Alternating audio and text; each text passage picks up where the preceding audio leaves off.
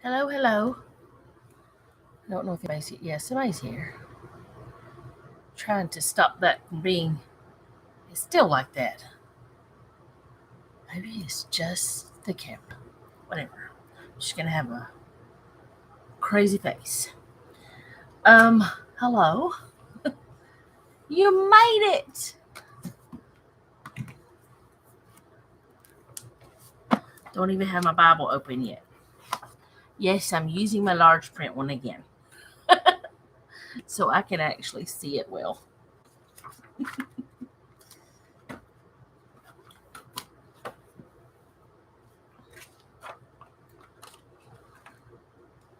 Okay. So now it looks like nobody's here. So maybe it could be just the YouTube doing its things. Because sometimes it says there's nobody there, but people will be typing in the chat. So there's got to be somebody there, because otherwise there won't be any chat typing stuff going on. So how are you? I'm doing okay. Um, been I don't know, fine, I guess. Not like I want to be. I don't know. I'm here. I'm trying to get something to pull up real quick.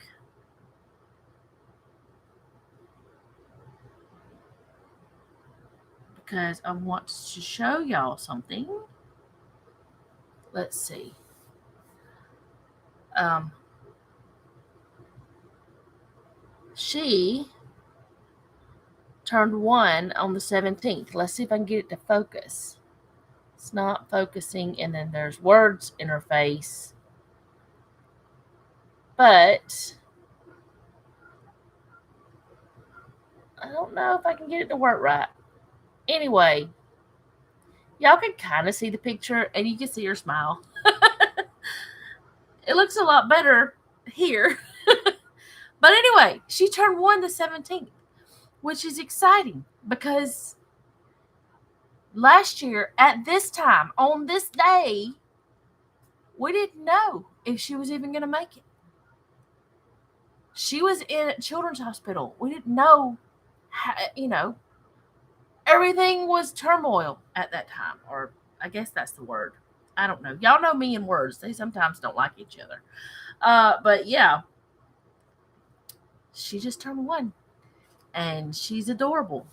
And she's doing well. And we're hoping that by January that she can be off of the TPN line, which I think I told y'all that. I think. But anyway, she's doing really well. Um, I don't have any news on Selena. She hasn't really been talking again. I don't know why. Maybe she just doesn't want to. I don't know. But I don't really want to talk about it because it's upsetting to me right now.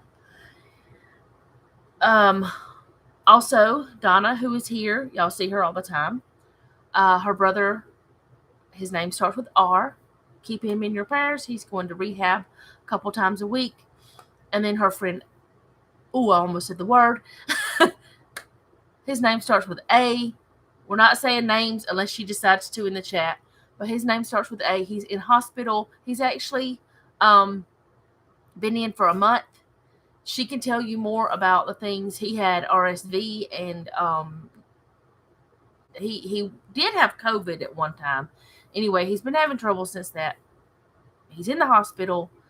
So keep him in your prayers that he can get out of the hospital, that he can go home and be healthier and be okay. So I wanted to mention those. I made RSV and pneumonia. Oh, he didn't have MRSA or MRSA. Oh, okay. I didn't know that. I didn't say that actually, but you hadn't told me that he didn't have that. But either way, RSV is usually something babies get, from what I understand. It's normally a baby thing, and he's not a baby. He's a grown man. Um, oh yeah, the MRSA in the throat now. Okay, so he does still have that. But just keep him in your prayers because that stuff is dangerous. But If Donna wants to tell us more, she will in the chat. And so I don't know if the chat actually shows up on replay, so I do say what you guys say. I try to remember to say your names. I sometimes fail, and I just read what is said. But yeah, we're just praying that he has a full recovery, and that everything goes well with him and he gets to come home. And if anybody else has any prayer requests, as always, you can send them to me in my email. You can leave them on a video in a comment. You can put them in the chat here. If you want others to hear about it, you let me know.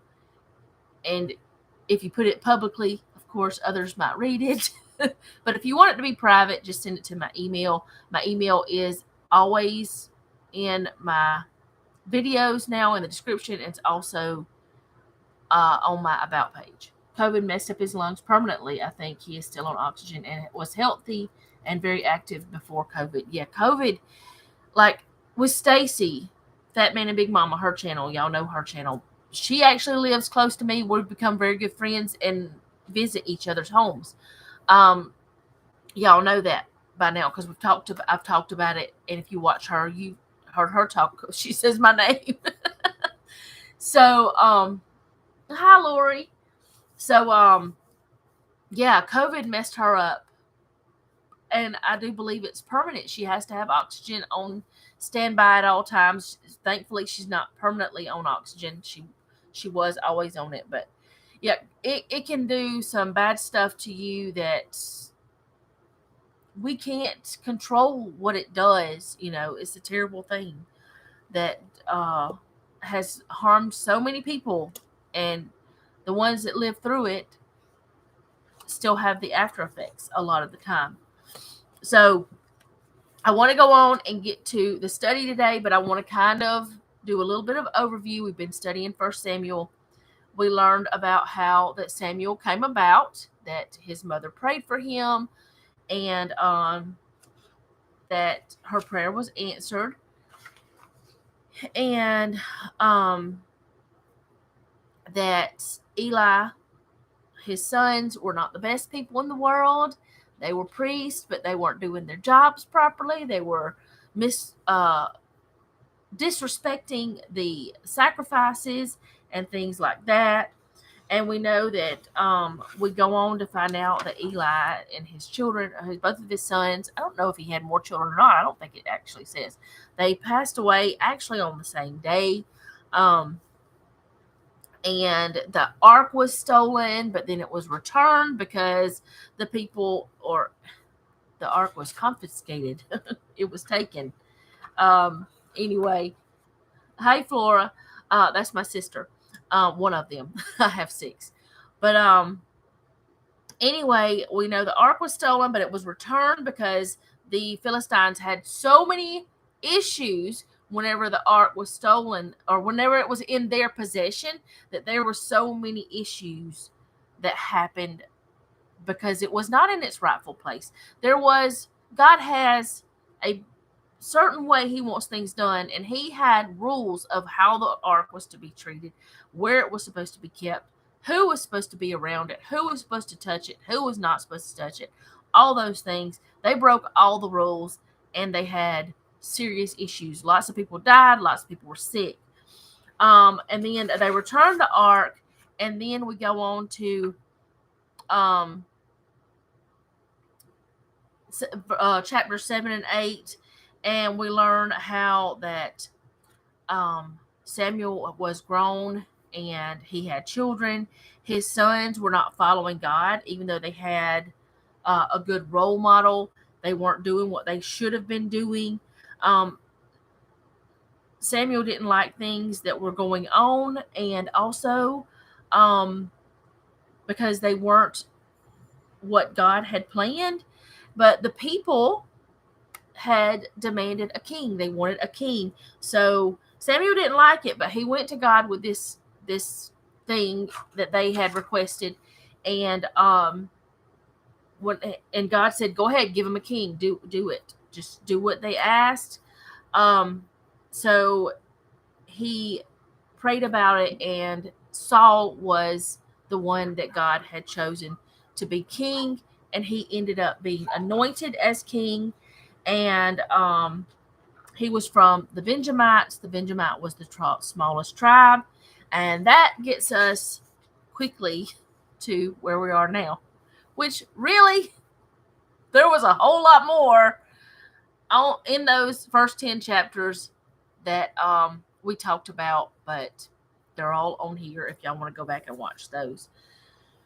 But today we're going to talk about chapters 11 and 12.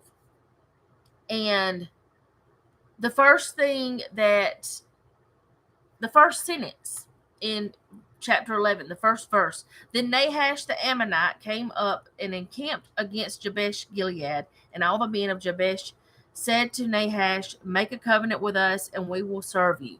Well, whenever I saw that, I was like, wait a minute, who are the Ammonites? I know who the Ammonites are, but who are the Ammonites? So, of course, I went to the interwebs and on gotquestions.org, and I did link the website down below. I looked up who were the Ammonites. So I thought that y'all might enjoy learning about this. I enjoyed learning about it. It helped me to remember things that I had forgotten. So I want to read this, and then we'll go on to the next part. Throughout the early history of Israel, we find references to the Ammonite people. Who were they? Where did they come from? And what happened to them? The Ammonites were a Semitic people closely related to the Israelites. Despite that relationship, they were more often counted enemies than friends. Lot, Abraham's nephew, was the progenitor of the Ammonites. Now that right there, I remembered, I was like, oh yeah, whenever it said Lot, I know who they are. But Lot was a mess. Y'all know he was a mess. His wife was a mess. His wife couldn't follow rules either. She ended up turning into a pillar of salt. He was in the places he shouldn't have been. I'm sorry, y'all, my lips are dry. And doing things he shouldn't have been doing. But so God had to come in and fix things. Y'all know how he does. He comes in and he fixes things. We may not like how he fixes it, but he does. Lot, Abraham's nephew, was the progenitor of the Ammonites. After Abraham and Lot separated in Genesis 13, Lot settled in the town of Sodom. When God destroyed Sodom and Gomorrah because of their wickedness, Lot and his daughters fled to the hill country in the southern end of the Dead Sea, probably thinking they were the only people left on earth. Lot's daughters got him drunk and had incestuous relations with him to produce children. That's Genesis 19, 37, and 38. The older daughter, that's where that is, if y'all want to go back and read it. The older daughter had a son named Moab, and we know the Moabites, they're not the bestest peoples in the world. They were not good. Yeah, that was not proper English. Which means from father, and the younger gave birth to Ben-Ami, which is son of my people. The Ammonites descended from Ben-Ami, where, I may not be saying that right, but that's the way it sounds right, were a nomadic people who lived in the territory of modern-day Jordan, and the name of the capital city, Ammon, reflects the name of those ancient inhabitants. So we know they came from an incestuous relationship, or not a relationship, an incestuous encounter, I guess, because she got her father drunk and she got pregnant. And they did this on purpose. These two girls did this on purpose. And honestly, I think it is from, this is my thought, I could be wrong, it doesn't say this in the Bible, but I think because Lot was raising these two girls in Sodom, where it was disgusting, like, you know, what the world is turning into now.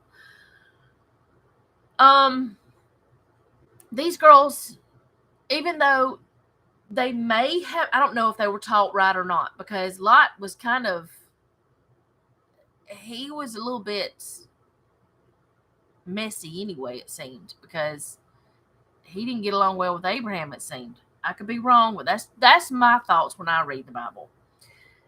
So he might not have been raising his children the way they should have been raised. Maybe they thought it was okay. Maybe they did think, okay, we're the last people on earth, which I don't really understand why they would think that, since it was just that place that was destroyed. I don't know why they wouldn't go somewhere else. But anyways, in the time of Moses, the fertile plains of the Jordan River Valley were occupied by the Amorites, Ammonites, and Moabites. When Israel left Egypt, the Ammonites refused to assist them in any way, and God punished them for the lack of support. That's in Deuteronomy 23, 3 and 4. His cheese has slipped off the cracker. That's right, Donna. His cheese has slipped off the cracker. It was a mess. Later, however, as the Israelites entered the promised land, God instructed them, when you approach the territory of the people of Ammon, do not harass them or contend with them, for I will not give you any of the land of the people of Ammon as a possession, because I have given it to the sons of Lot for a possession. That's Deuteronomy 2:19. The Israelites, tribes of Gad, Reuben, and half of Manasseh, how do y'all say that? Claimed the Amorite territory bordering that of the Ammonites. I always seem to mix those two words up, those two peoples up. I'm here on the phone with a long-winded sister in Arkansas. Oh, no. Okay. Well, I'm glad you're here. The Ammonites were a pagan people who worshiped the gods Milcom and Molech. Now, I was planning on looking up Molech today because I know I've heard of him. But I've read about him. I know, because I've read the whole Bible, I know a little bit about him. Molech is the god who they sacrificed babies and children to. If you're sacrificing that, I mean, that's happening nowadays. It's just a whole different situation. It's now they're killing them in the womb. That's my opinion. And if anybody else has that opinion, maybe you'll let me know. But anyway, everything evil has a background. Try as I might, I forget more than I remember with the Bible, and most things. So I'm always going back and rereading. There's nothing wrong with that, Lori. Reread all you want, because I reread. I forget things that are in the Bible, things I've read a lot of times. I forget them. And then I go back and I read it again and it's all new. And I'm like, oh, wait, I forgot about this. It's good. It's a good thing. So read it over and over again. That's what we're supposed to do. We're supposed to just keep reading it, because every time we read it, we'll learn something new. We'll be refreshed. It'll be something else. Anyway, where was I at? Molech. Okay. Where was I at on this page? Okay. God commanded the Israelites not to marry these pagans because intermarriage would lead the Israelites to worship false gods. Solomon obeyed and married Solomon disobeyed and married Naamah the Ammonite, 1 Kings 14:21. And as God had warned, he was drawn into idolatry, 1 Kings 11:1-8. We know Solomon was not doing what he was supposed to do. Molech was a fire god with the face of a calf. His images had arms outstretched to receive the babies who were sacrificed to him. Like their god, the Ammonites were cruel. When Nahash the Ammonite was asked for term of a treaty, this is 1 Samuel 11:2. This is where we're going next. He proposed gouging out the right eye of each Israelite man.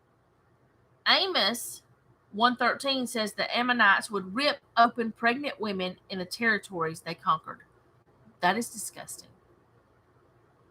I'm going to go ahead and read this, but then we're going to go on to the other. Under King Saul's leadership, Israel defeated the Ammonites and made them vassals.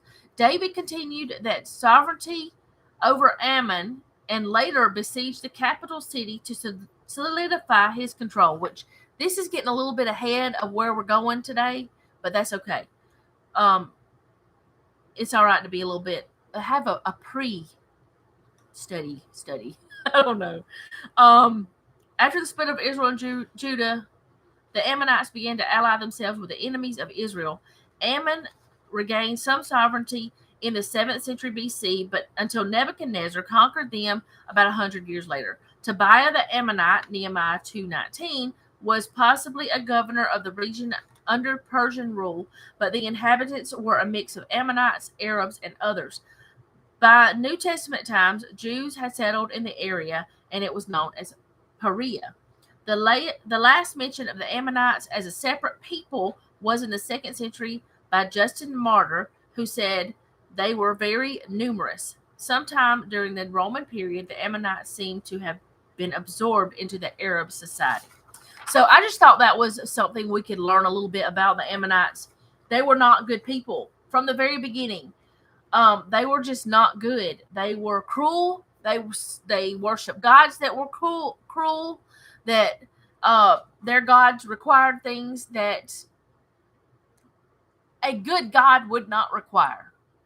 A good God would not require you to sacrifice children, to sacrifice humans, period.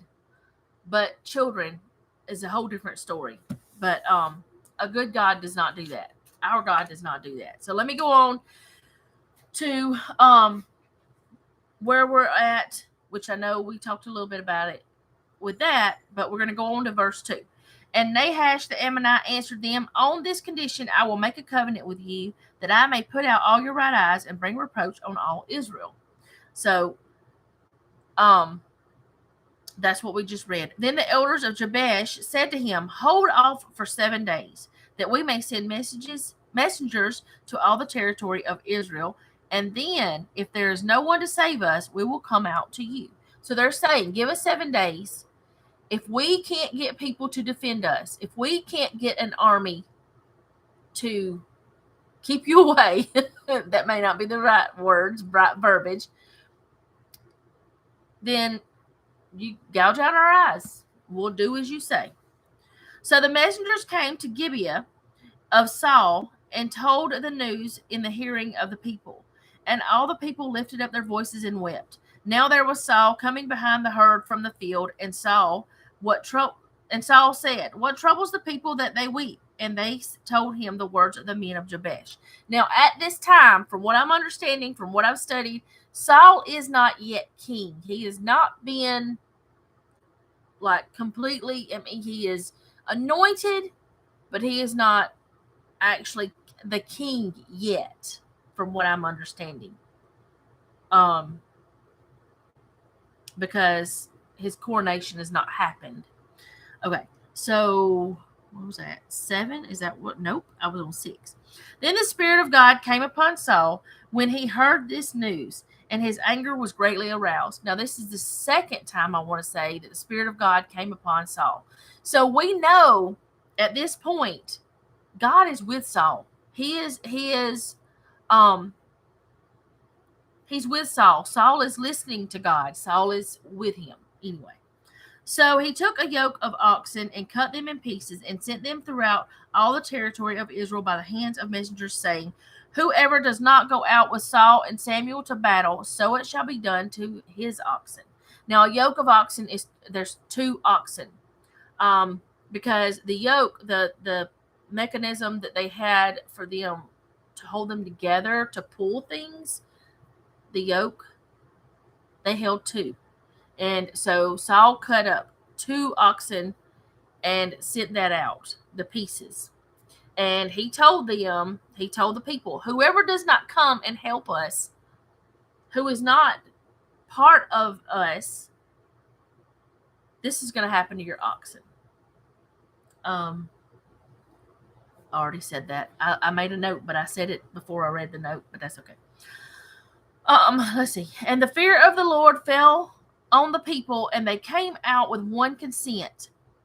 When he numbered them in Bezek, the children of Israel were 300,000, and the men of Judah 30,000. That's quite a lot of people. That's 330,000 people. And they said to the messengers who came, thus you shall say to the men of Jabesh Gilead, tomorrow by the time the sun is hot, you shall have help. I would say now in Alabama, when the sun is hot, it's 9 a.m. Probably about midday, I would think that would be the time. Then the messengers came and reported it to men of Jabesh, and they were glad. Therefore the men of Jabesh said, tomorrow we will come out to you, and you may do with us whatever seems good to you. So it was on the next day that Saul put the people in 3 companies. So he split the 30,000, what was it? Nope, not 30,000. 330,000 He split them into 3 different companies. And they came into the midst of the camp in the morning watch and killed Ammonites until the heat of the day. And it happened that those who survived were scattered, so that no 2 of them were left together. So the Ammonites were scattered. At this point in time in the Bible, 2 Ammonites were not together. So we know from reading this that at some point they did get back together. They found each other. That happened at some point. But at this point, they were separated. They weren't together anymore. Then the people said to Samuel, "Who is he who said, 'Shall Saul reign over us?' Bring the men that we may put them to death." So in the end of chapter 11, we had read that, let's see. In chapter 10, verse 27, it says, "But some rebels said, 'How can this man save us?' So they despised him and brought him no presents, but he held his peace." So these are the men that they're talking about, from my understanding. That's who they're talking about. And they said to Samuel, "Bring them here and we'll put them to death. We're going to go ahead and kill them because Saul has done what they said he couldn't." And Saul said, this is Saul, not Samuel talking, "Not a man shall be put to death this day, for today the Lord has accomplished salvation in Israel." So Saul is giving God the credit. He is giving him the glory for it, which is what he should be doing. Then Samuel said to the people, "Come, let us go to Gilgal and renew the kingdom there." So all the people went to Gilgal, and they made Saul king before the Lord in Gilgal. They made sacrifices of peace offerings before the Lord, and there Saul and all the men of Israel rejoiced greatly. So this is where that Saul becomes king. He's anointed king in verse 10, in chapter 10, not verse 10, sorry. And now he is actually king after he proved himself to be what God said he was going to be. He has become king. Now, I said, I believe it was last week. It might have been the week before. I'm not sure. There is a time, well, God knows all the things are going to happen. He knew that there was going to be a time when these people would ask for a king, and he knew who he was going to choose. I believe that with every part of my body. Everything that happens with us, to us, God knows about. Does he like it all? Probably not. Did he like that they chose a man over him? Probably not. But God is showing through this man that he's still working, that he's still doing the stuff. Hi, TJ. But through all of this, he's showing that he is still, that God is still on the throne. No matter who the person is that is the king, God is still the one who is directing him. And Saul saw that too. I believe Saul saw that and gave God the glory. So now we're going to go on to chapter 12. And let's see. Now Samuel said to all Israel, "Indeed, I have heeded your voice in all that you said to me, and have made a king over you. And now here is the king walking before you, and I am old and gray-headed, and look, my sons are with you. I have walked before you from my childhood to this day. Here I am, witness against me before the Lord and before his anointed. Whose ox have I taken, and whose donkey have I taken? And whom have I cheated? Whom have I oppressed? Or or from whose hand have I received any bribe with which to blind my eyes? I will restore it to you." So Samuel is saying, if I've done any wrong, let me know now. I'm old. My time is about done. If I've done anybody wrong, tell me, and I will fix it. That is what he's saying. And they said, "You have not cheated us or oppressed us, nor have you taken anything from any man's hand." So they're saying, you didn't do anything. You've always been good. You've always done everything like you're supposed to do. Then he said to them, "The Lord is witness against you, and his anointed is witness this day, that you have not found anything in my hand." And they answered, "He is witness." So they're saying, the Lord's witness. His anointed is witness. Saul is witness is what I'm thinking, who he's talking about. Then Samuel said to the people, "It is the Lord who raised up Moses and Aaron, and who brought your fathers up out of the land of Egypt. Now therefore stand still, that I may reason with you before the Lord concerning all the righteous acts of the Lord, which he did to you and your fathers." Let's see, where am I at? When Jacob had gone into Egypt, and your fathers cried out to the Lord, then the Lord sent Moses and Aaron, who brought your fathers out of Egypt, and made them dwell in this place. And when they forgot the Lord their God, he sold them into the hand of Sisera, commander of the army of Hazor, into the hand of the Philistines, and into the hand king of Moab, and they fought against them. So Samuel is going over all these different things that have happened, all the different things in history. And that is one reason why I know that a lot of people say, "Oh, we don't need the Old Testament anymore. We need to know the Old Testament," because there's a lot of references in the New Testament about the Old Testament. And if we don't know the Old Testament, we don't know our history. And the Bible is part of our history. In fact, whenever the kids were little, one of their history books, it was spelled his story instead of history, and it started in Bible times. I gotta have a drink of water. So Samuel is going over the history, and I think that we should do that. We should go back and read the Bible over and over so we can learn the history, so we can know it, so we can maybe not make the mistakes. Now, how Samuel ended up being such a great person, I don't know. Because he had role models. I mean, Eli was good. His mother was good. His father was good. From what we read, he had all those role models, but even those role models probably made mistakes. Eli's sons made mistakes. So how Samuel was so good, I don't know, because I'm not saying he never sinned, but nobody could find fault in him, is what I'm trying to say. And that's what we should strive for, which I know we've all made mistakes. We all have fault, but we should strive to be more like Samuel, more like him, to whenever we are old, people can't say, "Well, you did this, this, and this."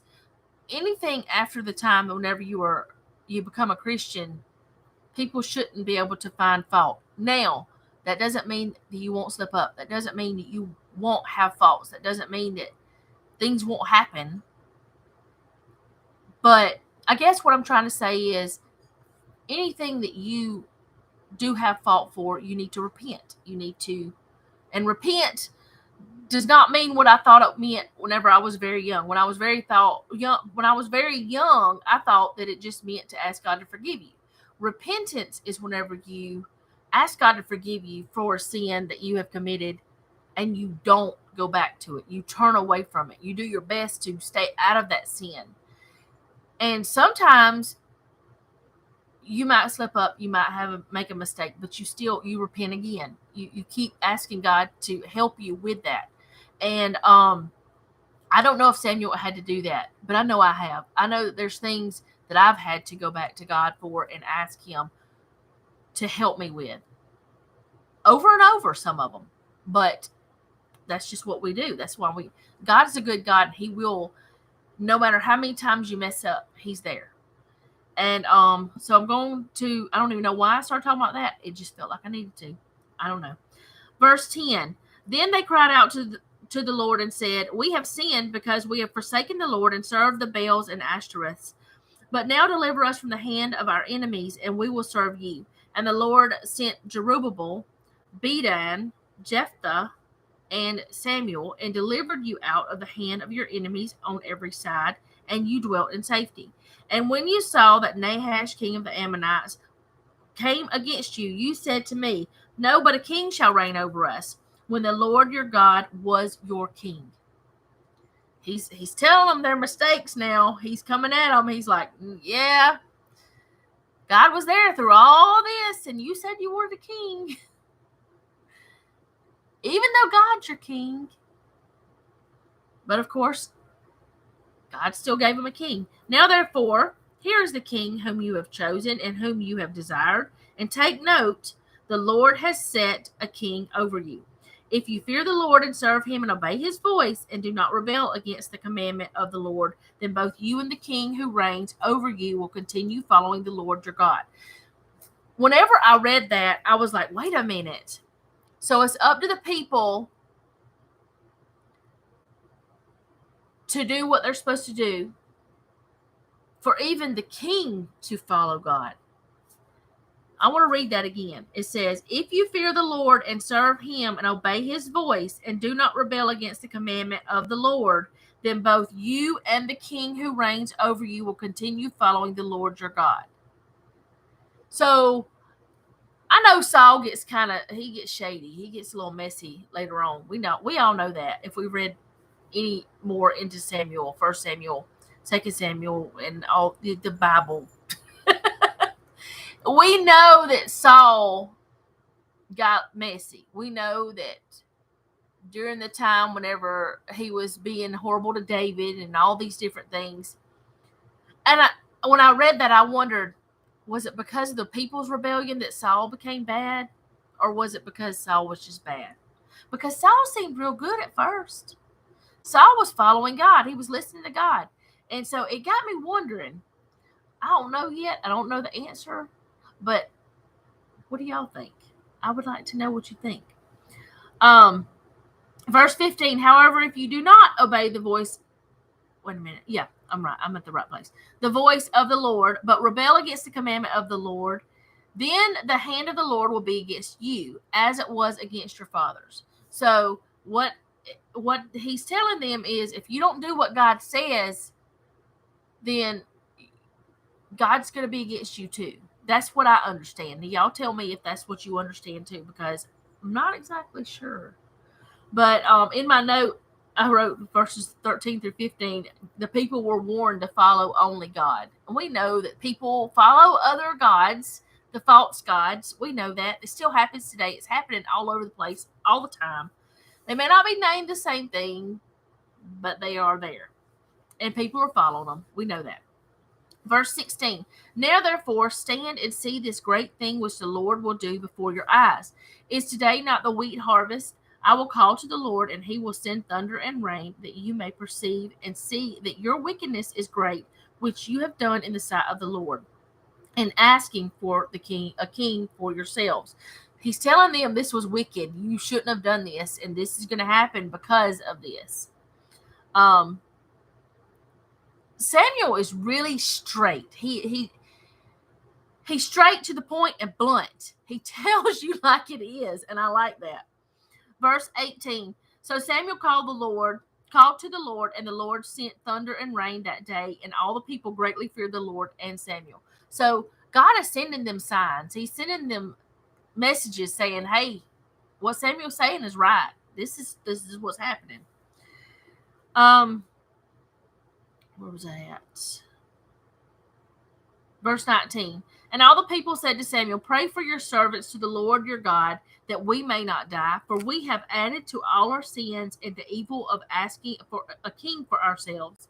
Then Samuel said to the people, do not fear, you have done all this wickedness, yet do not turn aside from following the Lord, but serve the Lord with all your heart, and do not turn aside, for then you would go after empty things which cannot profit or deliver, for they are nothing. That's what we do whenever we're not following God. We're following empty stuff. Whenever we're following idols, we're not following anything that has any fullness, any kind of goodness. We're following emptiness. And that's what we feel a lot of times.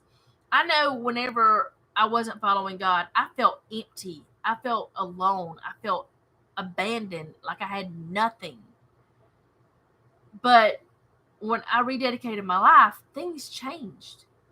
I didn't feel alone. I didn't feel empty.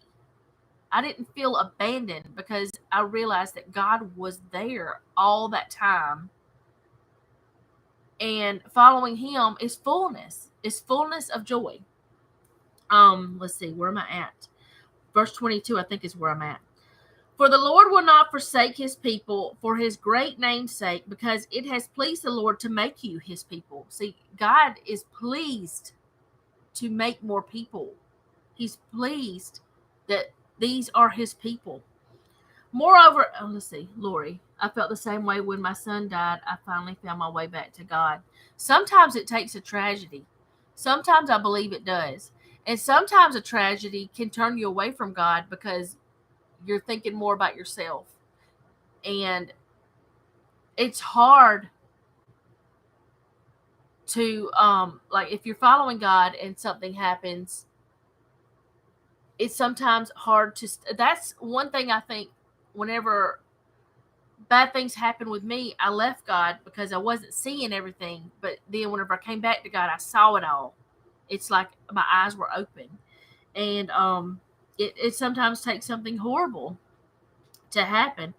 Verse 23, moreover, as for me, far be it from me that I should sin against the Lord in ceasing to pray for you. But I will tell you the good and right way. So Samuel's saying, I'm still going to pray for you, because if I'm not praying for you, I'm sinning against God.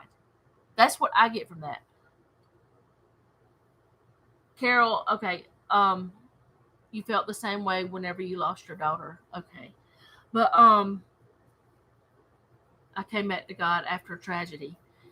I mean, sometimes it can take some hard stuff to get us to have our eyes opened. And I pray that those hard things, like, it doesn't take something that hard for people that I love to come back to God.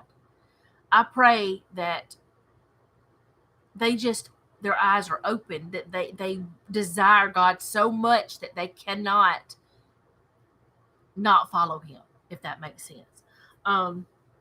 But Samuel is saying,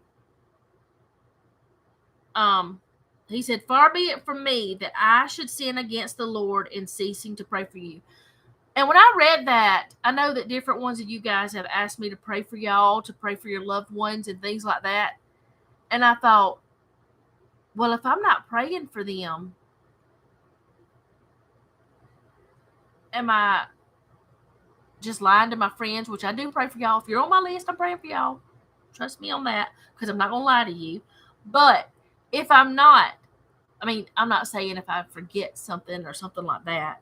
But what I'm saying is, am I sinning against the Lord if I'm not praying for my friends, for my family, for my loved ones? If I'm not praying? That just made me think about that. Y'all let me know what you think.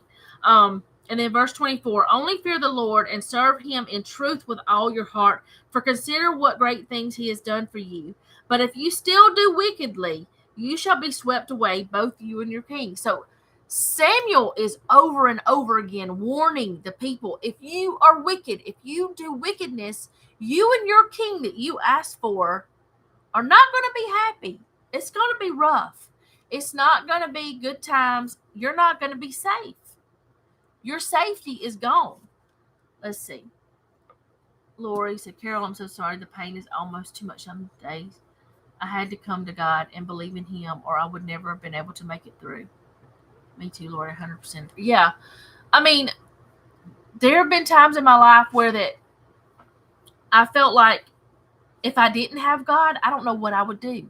There have been times recently since Selena left, because the way she left, it scared me so much that I only had God. Yes, I had my family. Yes, I had, things like that.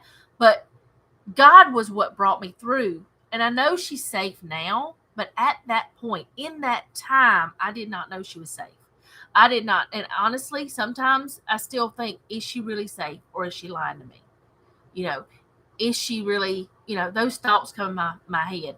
I don't know if they're from Satan trying to scare me, or what's happening. But I have those thoughts. And I had written a note in verse 20, which I know I didn't, I don't know if I read anything about. I mean, I know I read verse 20, but I don't know if I said anything about this. Even though we were once wicked, when we follow the Lord, he will take care of us. I wrote that note in here in my notes. But these two chapters, I feel like, mainly the last chapter, is saying we only have to follow God. And it's not hard to follow God. It is so much easier for me. And I can say this with my experience. Being a Christian is so much easier than the life I led before. Following God is it's completely different than the life I led before, because I had no peace, I had no happiness, I had no joy. I mean, yeah, there were times where, I thought I was happy, but it wasn't real. All that I thought was like happiness and joy and peace, it was like a fake version of it. And we all know that Satan has his version of everything that God, he tries to, have his own thing. Everything that God has, he has his own version of it. And I believe Satan made me think I was happy with certain things, made me think I was having, good times or whatever, when it was all false. It was all fake. It was all wrong. And since I came back to God, since I started living for Him, I have real joy. I have real happiness. Even in the hard times, I still have the good feelings, the peace that I don't want to let go. And what Samuel is warning these people of is, don't let it go. Don't stop following God. Don't go back to your wicked ways. Don't go back to those false gods. Don't ruin your life. And that was the whole message I got from this, is don't go back there. Learn the history. Learn what happened, but don't live in that history. Don't go back and play in those fields. Don't go back there. So that's what I got from this today. I don't know if that's what we were supposed to get. I don't know, that's what I got. You guys can let me know if that's what you got or not. But that's all I have for today, because that was the 2 chapters. I actually thought it was going to take more time, which is almost 50 minutes, which I did go over some stuff. But if you ever have any prayer requests, I do pray for you all. Leave it in the comments. I have my little book here in my little faith binder. I have that here. And whenever I write my scriptures, I pull the book out. So, which I'm not going to show y'all because it has names that some, don't need to be mentioned, because some people want private prayers, I mean, it is fine. If it's like an unspoken request, but I don't know how to explain it. It doesn't matter. But if you ever have any prayer requests, if you want to let me know and you don't mind if it's public, you can either put it in the chat whenever we're doing this, or you can put it on a comment in any of my videos. It doesn't matter what video. You can put it on there, and hopefully YouTube will let me know, because the other day I got a comment from 5 years ago that I never even saw. That's weird. But I will eventually get it. Maybe too late. But hopefully I'll get it. But if you want it to be private, my email is in my description box. It is on my About page. And I'm also on Instagram, so you can find me there.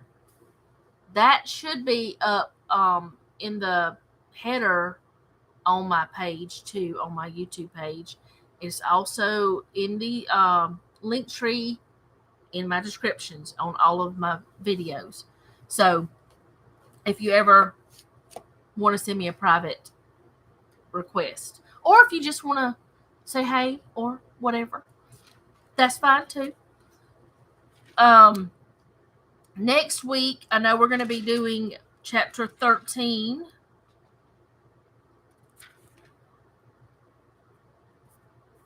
Maybe we should do chapter 13 and 14. You're welcome, Lori. Anytime that y'all want to say something, just put it in there, because I will read it out. Because this is a study, not me teaching.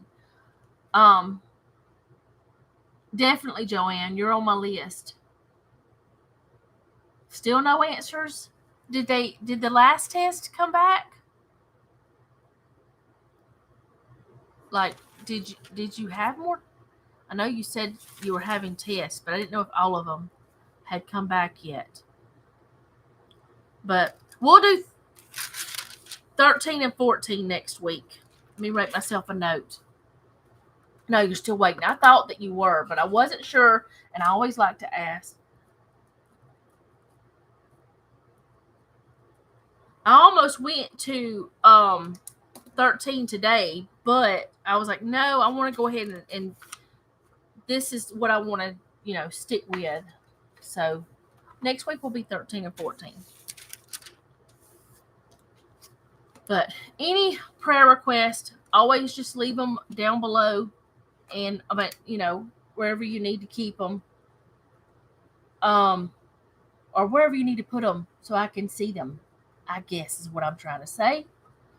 But maybe soon, Joanne, you can get some results. You can get some answers. That would help a lot, even if there's nothing that they can figure out. Like, answers help in the situations like this, I feel. But we will definitely be praying for you. And Donna will be praying for your brother and your friend and for you as well. Just pray for everybody that has come here, because I'm pretty sure we all need prayer of some sort, even if it's just to help them smile today, something. But thank you guys for hanging out with me today and studying with me. And not knowing has got to be the worst. And I do enjoy these studies, but these studies are not for me teaching y'all. I just tell you what I think. And like I have said a lot of times, I could be wrong. I don't get everything right. And I love it whenever y'all talk in there and y'all tell me what you think. But I will see y'all next time. I do have a video out tonight. It's already ready to go. I'm going to check it one more time to make sure. And I'm also recording one for today. So I will see y'all tonight at 6 Central. And until then, don't forget, or what am I saying? Don't take any wooden nickels and be sweet.